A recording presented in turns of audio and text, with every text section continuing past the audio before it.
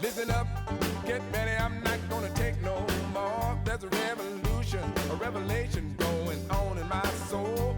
Buckle up, get ready, we're not gonna sit. Okay, all you brothers and sisters, all you citizens of the world, time for another edition of the Live from the Heartland show. And I am still Michael James up here in the very blue 49th Ward in Great Chicago. And we are only days away from the election, the big election, purported to determine our futures in many ways. We're going to see what's going to happen. And I thought it would be appropriate on a day like this, with only a couple of days to the big vote, to get two of my most trusted advisors to come on the show after we've all been drinking coffee and listening to the news and reading whatever we can, devouring the stuff, to have a little chat about what we think is going to happen. So I welcome Mike Klonsky, who has his own radio show on Lumpen Radio on 11 o'clock on Fridays, and the one and only Kelly Cassidy, the state rep. I think it's the 14th. And 14th, she's my state. Is it the 14th? It is. Hard keeping track of a lot of numbers these days. So good morning to both of you. And who would like to start? What is your gut feeling about what's going to happen? Okay. My gut feeling is we're not going to know anytime soon. Hi, Kelly. Okay, that's good. Hey, Mike. Yours, what do you say, Mike? I just came on to say hi to Kelly. We only got 26 minutes. Let's roll. I know. Well, okay, so you already used up about 5 of them. You want a gut feeling about who's going to win the election? Yeah, I do. I have no idea. I think it's very close, and I think it depends who turns out and how the votes are counted in the key battleground states. Those are the only ones that it looks like those are the only ones that matter now. I felt like I voted the other day out of it was kind of an existential act out of force of habit. But my vote didn't mean much because Illinois is going to obviously go blue, and but I don't know what's going on in the battleground states, and I'm very worried because I think the Democrats have run a terrible campaign, and it's a matter of, and so have the Republicans. So I think it's a matter of who loses it. It's for the Democrats to win, but they haven't done the things that I was hoping they would do to defeat Trump, and I'm very worried about the. So, Mike, what I will say, yeah. Mm-hmm. I don't necessarily disagree on a lot of the substantive piece, but one thing that we are doing that they are not doing is the ground game. That is what's critical here. I think, it may or may not be close, to be perfectly honest with you. I don't believe polls anymore. You never know what the sample is, whether you got landlines, all that crap. But also, we don't necessarily trust that people are telling pollsters the truth, all of that. But what I know is that the 125,000 plus doors that have been touched by Operation Swing State folks in Michigan and Wisconsin in this area, with matching efforts in Pennsylvania. I was just in Colorado where they're doing it in Arizona. Like the efforts of folks in states like ours to help out in those battleground states is maybe the secret sauce that they're missing. There is no ground game on the Republican side. They offshored it to Elon Musk, and the data coming out of their results is that people are sitting in coffee shops and lying on their voter file, whereas we truly have been sharing and uploading that data since the beginning of the summer. And so, if we execute GOTV, which, we've got canvases launching on Saturday out of the 49th Ward and out of all over the state, both days. If we execute GOTV, we have something they don't have. And I will say we've been sending people into redder and redder and redder portions of the state because we had such amazing enthusiasm and turnout. People that have never canvassed before, who are happy to go into a stranger's neighborhood and follow through on their desire to save democracy. they're coming home with great data and great reports. Like, we were getting nervous the deeper into Wisconsin we were getting, because we were concerned that some of these new canvassers might have negative experiences. They're coming out of Trump territory with positives. So that gives me something to hope for and hang on to as I continue to push through till the finish line. Well, I hope you're right, Kelly. I feel better already. Here's a teddy bear. Good. Snuggle And, you both know the really incomparable Katie Hogan, who has probably registered more people than anyone in the world, but she has been, diligently on the case with Operation Swing. Yeah, and she has good reporting. Although when they came back from Muskegon, spending a couple days up there, they had more areas that were African American, and they were positive. But there was also, she said, a lot more poverty, and a lot of people really just didn't know what was going on. Yeah. We had a report from Paul Drouse last week up in Michigan, and he's been knocking on doors. He said he thinks the turnout will be pretty good. He also said that he thinks the Arab and Muslim vote will be split. He also said that the Democrats have kind of given up a little bit on the Palestinian or Arab population and been more supportive of the Jewish community. And he mentioned Slotkin, who is the Senate candidate for Senate, being involved with that. So that would bring me to what I think is one of the first. Let me say, I think we'll win. And I think it's important to vote and turn out big numbers, even in big blue Illinois, just to send a message. Well, also to not forget the down ballot races, Michael. That's the other important thing. I worry when people talk about strictly the national vote and the electoral college and all of that. It is really, really hard to motivate people to vote here. But I've got colleagues in races for their life. I've got friends running for school board that are buried below 70 retention judges. I want people to go out and vote the entire ballot because those races matter so much. Well, both of you. Yeah, we do. We have an elected school board for the first time. Yeah. And we got big money going in for people supporting charter schools. Exactly. So that's a real, and vouchers. We did have Ebony DeBerry. Ebony DeBerry's running in the 2nd district, or whatever it's called. And, we support her Network 49, but she also has a lot of big money, including an ex-alderman coming at her.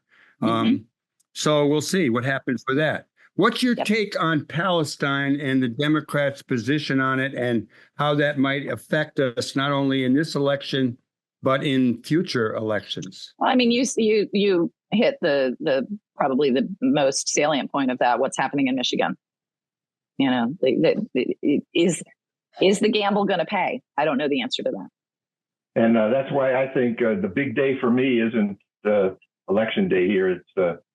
It's Friday, when there's going to be mass global protests all over the world. Millions of people are, and I'm hoping, and I've been hoping for last year, that what's going on in the streets and in the communities and on the campuses would have some impact on the Democratic Party's campaign. I don't understand why the Democrats and why Harris is so wedded to Netanyahu, who's been on the phone every day with Trump, who hates Netanyahu, who hates Harris, and who hates the Democrats, and is working for Trump's victory. And yet, Harris and the Democrats and our government still continue to support, give him 70% of the money that he needs to conduct the genocidal war in Gaza, to bomb the hell out of Lebanon and Syria and now Iran. And it just puzzles me. And it seems to me like they're actually, in this sense, they're actually helping Trump. And I think that's the Achilles heel of the whole campaign. I don't care what you do in terms of knocking on doors. There's still thousands and thousands of young people, including young Jewish people that I know, and not to mention Arab population and other minorities who identify with the Palestinians. Your knocking on doors is not going to get their vote, and especially in states like Michigan. And without those, last time I remember Hillary Clinton lost those states by a handful of votes. Mm-hmm. It was three votes per precinct in Wisconsin was the margin. And Mike, I hear you. And I also think, and I'm not even to speak to the substance of it, right? Like, we're talking about campaign strategy. And I think that, and I talk about this with regard to legislation all the time. It's a Jell-O mold, right? You poke over here, it wiggles over here. And I think the national strategists are contemplating the wiggle and figuring out, how much who do you offend the most in each place? And, as I said, the gamble in Michigan is what we're talking about here. But we're talking about a national campaign strategy. That's what they're doing. They're weighing out, all right, what happens in Florida if I do this? What happens in Wisconsin if I do that? And that's everything, not just this issue. I know, but my world is a little different. I try to consider what's the right thing to do. I don't disagree with you on that point, but we're not talking about that. We're talking about what their campaign strategy is. I did have a talk. I was at David Orr's 80th birthday party, and I had a nice talk with my Congresswoman, Jan Schakowsky. And I basically raised with her, and I think she was somewhat in agreement, that U.S.'s position on this is going to hurt us around the world over time. And what's really challenging for us who are active in politics locally to globally is young people and people you mentioned, Mike, not being attracted to the Democratic Party because of this. Now, clearly, a lot of us have had to kind of hold our noses around certain issues and hope for more. But it's, my call is the minute the election is over and we win, is time for more demonstrations. What you pointed out, Mike, is there's one before the election. I was going to ask which Friday we're talking about. So yeah, it's this Friday. Okay. Let me just switch it to cool us all out here. What's your take on the role of the press in all of this? 1 minute they always say that Trump's charges about a stolen election are unfounded, but they seem to give him a lot of press. They give him a lot of leeway in a lot of things, not just in continuing with misinformation, but we had wall-to-wall coverage of Biden's mental decline, and we don't think there's anything weird about a guy just randomly dancing on a stage for an hour. Why is that? Because who owns those medias? Possibly. Yes. Well, take a look at the Washington Post. Yeah. Where they had the endorsement for Harris all written and ready to go, and Bezos crushed it. There was more than one paper too, wasn't there? Was it L.A.? L.A. Same Times. day? LA was a little bit different because L.A. they refused to make an endorsement because of their concern about Gaza. I thought it was all ownership based. Oh, but it was ownership based. It was just for different reasons. Yeah, and the owner of the LA Times said that's not true. His daughter has no role, but it was the daughter who put out that statement that it was because of Gaza that they didn't endorse. Yes. It's complicated. So we won't spend the rest of our time on that. Let me ask you both what you think we need to do, whether we win or we lose. We have a Supreme Court that if we lose might have some more conservative justices replacing those who might buy out. We see that today, and we're talking Wednesday, the 30th, when we're recording, the Supreme Court just they overcame a lower court that allowed Virginia to put people purged off the voter rolls to go back on, purged because of being suspected non-citizens. So the Supreme Court is already pretty terrible these days. It could get worse. I'm already worried about this court and this election. I mean, to be perfectly honest with you, as you asked at the beginning, what's your prediction? I predict we're not going to know for a minute. It's going to drag out with their ridiculous claims and, trying to get in front of the right judge to get us to the Supreme Court to overturn the damn thing. That's what I was saying at the beginning. It's unpredictable. This election is unpredictable because no matter what you turn out, you don't know. It's not going to be in the hands of the voters necessarily. Right. What are the shenanigans going to produce? Exactly. Yeah, well, we'll know soon. Yeah. I remember how we waited for days after the last presidential election. And I remember it coming on the radio that Biden had won. I was driving in Evanston. It was a Saturday. So it was like, 4 or 5 days later. And I just remember the streets going wild with people honking their horns and waving and stuff. I didn't ever think I'd be rooting for the Democrats as much as I do. I started off. I think we're rooting for our survival.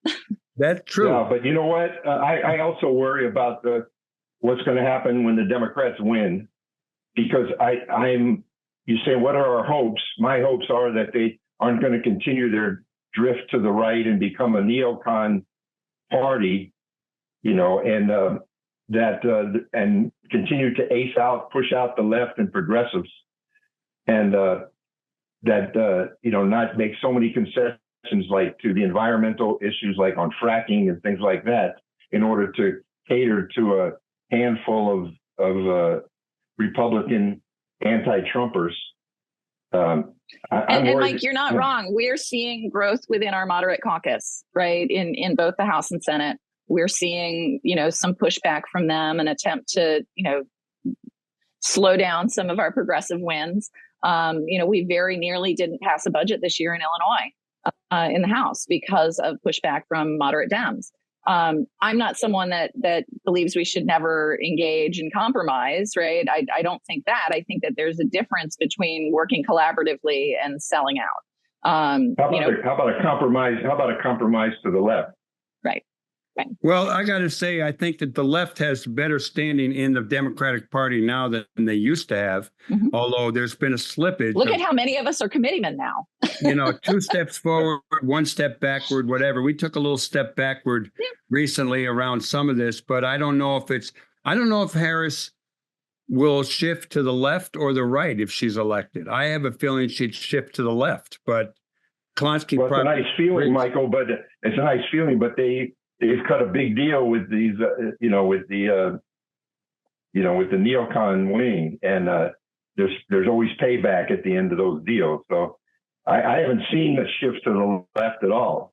You can't show me where it is. I mean, well, I would say in our city council, in our state reps, Kelly, let me ask you, what are the races at stake down ballot here in Illinois, and who are the progressive members of the state legislature that you work with closely? I know you work with everybody. You're good at that. Yeah. But we've got several folks on the ballot, both, folks that are incumbents facing tough challenges and seats that we're trying to flip. In the flip category, we've got Maria Peterson running against one of the most conservative members of our party, Marty McLaughlin, who's anti-everything. She came really close to defeating the Senate Democratic leader last year. So we have great confidence that she's got a good shot at flipping that seat. In the same general area, we've got Nabila Saeed fighting to save her seat, facing some pretty ugly anti-Muslim pushback. And there's another seat up that way, and I can't remember the candidate's name, who's also catching a lot of real ugliness because she's Muslim. But those are seats that would be good pickups for us, or good keeps. We've got a seat in the Ottawa DeKalb area where a moderate member has decided that, we've gone too far to the left for his taste and he doesn't match us anymore. So his chief of staff is running. She's amazing. She's someone that I used to engage with and sort of doing the 1-2 punch to get her predecessor to vote with us on more progressive issues. So Murray Beale is another one that would be a great progressive pickup for us. And down in East St. Louis, we've got we lost a seat down there, LaToya Greenwood, and she's coming back for another swing at it. And she's she was defeated 2 years ago by a pretty extreme Trumpy dude, and so we're hopeful to get that seat back. So there's some really great pickups possible. And I'm really only scratching the surface. The speaker is contemplating, we're at 78 now. We already have a supermajority. There's a possibility of picking up 3 to 5 seats from what I'm hearing.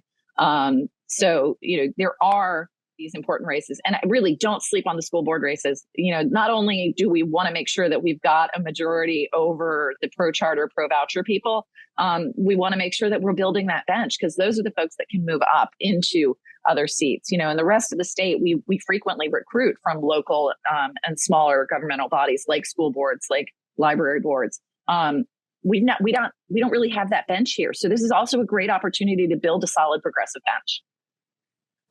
Kelly, let me ask you a little bit about your take on women's productive rights and their freedoms around the country.